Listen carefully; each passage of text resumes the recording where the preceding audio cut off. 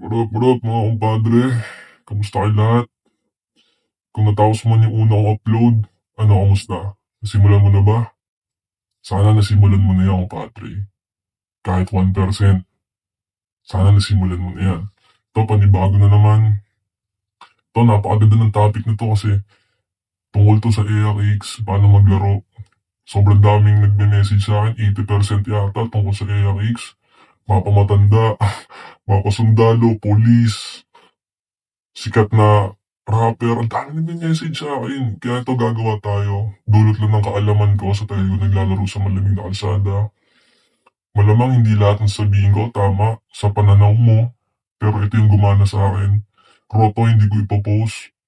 Kaya same lang una natin para talagang genuine, konektado sa'yo. Kaya kung nandito ka man o bago ka man, welcome kumpadre. Saludo ko sa'yo. Salamat sa suporta. Naway matapos mo to, dahil pagtapos nito, malamang may matututunan ka, kahit nga 1% lang. Okay, game? Karamihan sa nagme-message sa atin, parang 50% o 60% heartbroken. At hindi naman lahat nare-reply ako, kaya ginawa ko na rin to. Tatry ko ng mabilisan, lahat, dahil ang dami ko nang nakasamang ARX, kumpadre, sa kalsada. Napasama na rin ako sa hood rat, sa body, sa model, celebrity na medyo, kasi gawa ng ibang tropa, at kung ano-ano pang klase. Sa dami ko nakasama, lagpas 80 na rin ata yung nakasama kong ARX. Kaya ganito na lang din siguro ako maglaro at ganito na rin ako ka-detach sa lahat ng nilalang. Konektado lang kasi ako sa nature, kay G, sa mga hayop, basta sa lahat ng creature ni Lord. Doon lang ako konektado ngayon. Walang sa akin, buhay ko hindi sa akin. Kaya hindi ako nasasaktan. Naglalaro ako gamit ang utak ko. Hindi yung ulo ko sa baba at hindi yung puso ko. Minamahal ko lang yung purpose ko sa mundo. Yun ang sikreto ko bilang isang propeta ng malamig na kalsada. Explain kayo sa isa sa malinaw na paraan. Unang-una, para hindi ka masaktan kay ARX.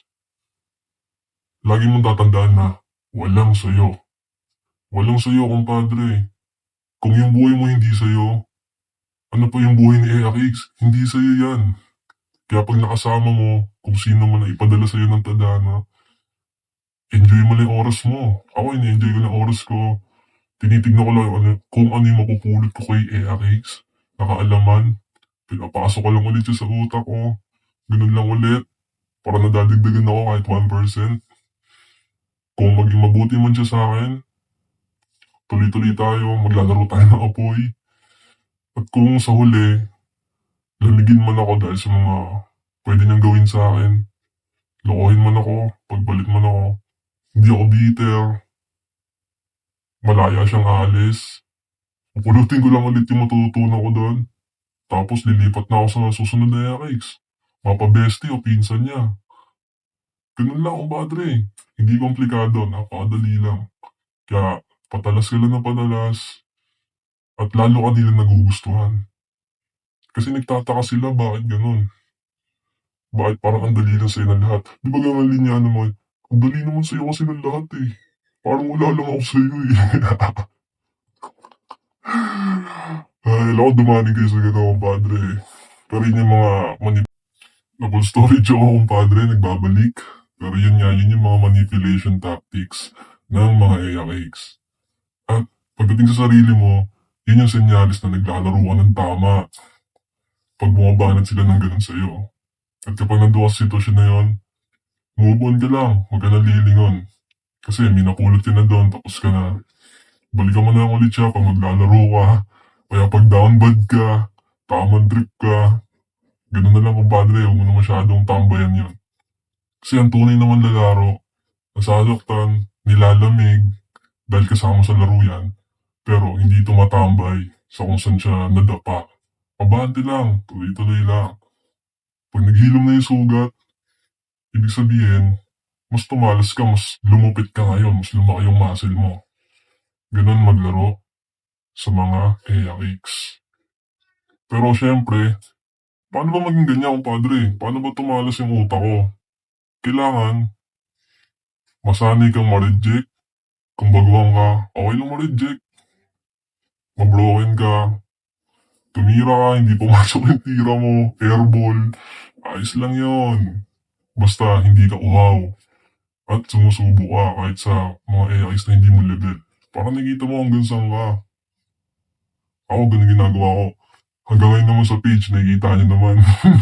Mahilig tayo mag-message ng mga model. Kumakagat naman sila, di ba? Kasi nga, gusto nila ng cloud. Number 1 yan. Unang, ano ng mga AIX. Gusto ng mga AIX, number 1, cloud. Nakita niyo naman sa page ko, nagre-reply sila, di ba? Kumukulit din sila. Pero hanggang doon lang yun. Tamang trip lang ako. Pinapakita ko lang sa inyo kung ano yung mga nature nila. Paano sila gumalaw. Ganun yung mga yan. Ayusin mo muna sarili mo. Ako, inayos ko rin talaga sarili ko. Sa pera, sa katawan, sa lifestyle. Pero hindi ko to ginagawa para magustuhan nila ako. Ginagawa ko to para ma-attract ko yung mga tamang AIX para sa akin.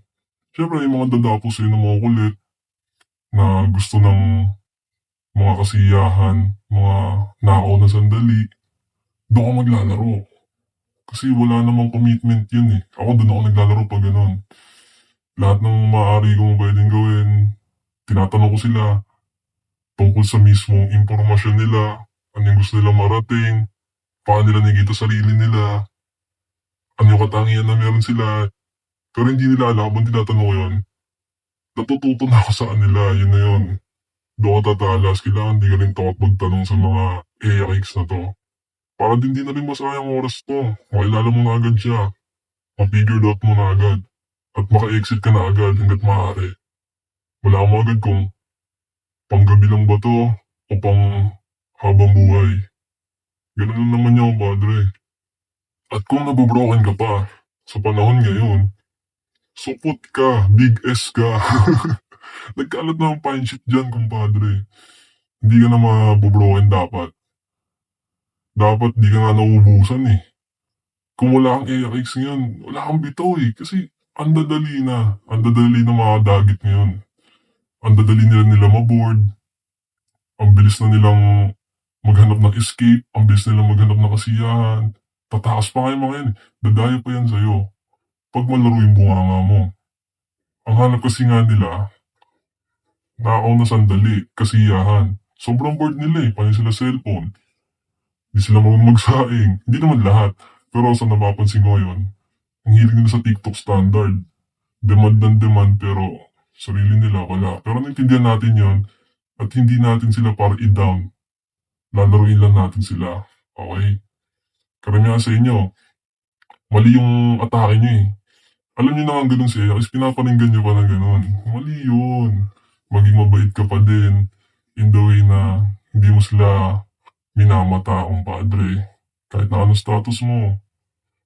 Kasi kahit kaninang tayo makupulot ka dyan. Pilitin mo pulutin hanggat maaari kahit ano yun. Para hindi sayang yung oras mo. Ganun ako, ganun ginagawa ko. Talagang nilalaro ko lang sila. Ni-enjoy yung time ko. Pag wala na sila sa pinto ko, hindi ko na sila hinahanap. Balik ulit sa mission ko. So anong dapat yung gawin? Eventually, may ma-attract ka ulit dyan. May makakita ng lifestyle mo. Welcome ka sa pinto ko. Maglaro tayo ng apoy ulit. Dahil hindi ka naman sa akin. At hindi rin ako sa'yo.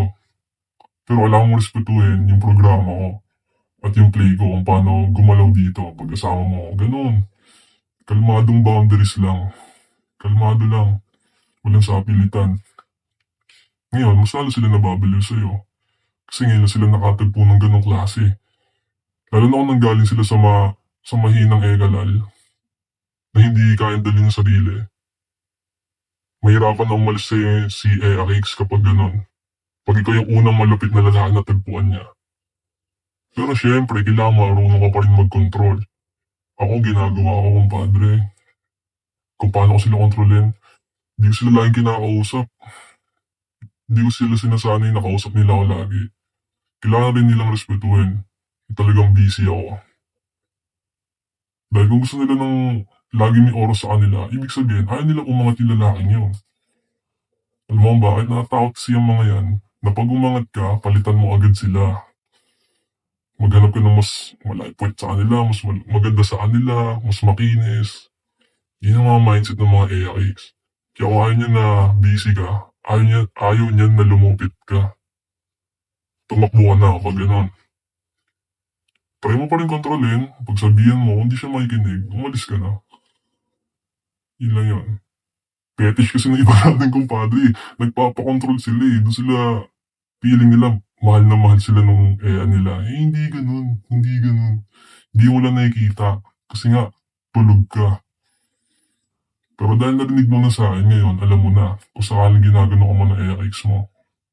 Dahil kung may tiwala sa'yo si AX, na kahit busy ka, nagpapalakas ka, nagpapapogi ka, hindi siya may insecure. Papalakpakan ka pa niyan. I-cheer ka pa niyan, itutulak ka pa niyan. Dalawang klase yan ng AX. Isang pipigilan ka, isang papalakpakan ka. Doon lagi sa pangalawa. Ngayon alam mo na. Sana napapansin mo na kung may kasama ka man yun na AX. Na-figured out mo na, ay, oo nga, no, ganito yung kasama ko ngayon. No. O, diba? Ganun lang maglaro ng padre. Walang sapilitan. Lagi mo lang titignan yung sarili mo kahit nang kasama mo siya. Titignan mo pa rin yung mission mo. Kung ano yung lifestyle mo nung wala siya nung dumating siya, ganun pa din. Pag binago mo yung program mo o yung play mo nang dahil sa kicks mo, ikaw yung hawak niya sa leeg. Ikaw yung nasa mundo niya. At kapag nasa mundo ka niya, wala ka na sa mapa mo. Unti-unti ka na maliligaw. At kapag naligaw ka, doon na siya mawawala. Sasama na siya sa ibang nanalo. Ganun lang ang play, kumpadre. Kaya importanteng nakatingin ka pa rin sa radar mo, kahit nandyan siya sa tabi mo. Huwag mo hayaan na ibaba ka niya sa binuo mong boundaries, sa binuo mong play, sistema, routine. Kasi ang goal naman talaga, manalo. Mga AX, bonus lang yan. Bonus lang yan, padre. Parang ano lang yan eh, mga pusa. Pag meron ka, may pagkain ka, doon lang sila sa'yo. Hindi ko sinasabing lahat, pero yun naman kasi yung malamig na katotohanan eh. Kung AX ka rin naman, di ka sasama sa mahinang lalaki, kumpadre. Sasama ka sa lalaki may plano. Kahit na wala pa siya sa gusto niya marating, pero kung may plano, di ba doon ka sasama? Gagawin mo sa sarili mo. Ilang lagi kong ginagawa. Di ako nawawalan ng plano. Di ko pinapabayaan sarili ko. Kahit mag-isa lang ako hanggang huli. Ang mahalaga, nasa mabuting sitwasyon ako, hindi ako nagugutom. Safe yung mga pamilya ko, kaibigan ko, kung sino man na pinoprotektahan ko. Yun ang tunay na manlalaro. Ewan ko na lang kung mabroken ka kung ganun ka maglaro. Sana may natutunan ka. Dahil ko pang gusto sabihin kaso ilang minuto na to. At kung umabot ka man dito, shoutout ulit sa'yo. Tatry ko gawin ng part 2. Masyado kasing ano tong topic na to eh. Masyado siyang malawak. Pero yun nga, maraming salamat ulit, kumpadre. At welcome sa malamig na kalsada. Kung saan lahat ng hindi magandang pwede mangyari sa'yo. Kaya importante 1% araw-araw sa lahat ng bagay. Alright?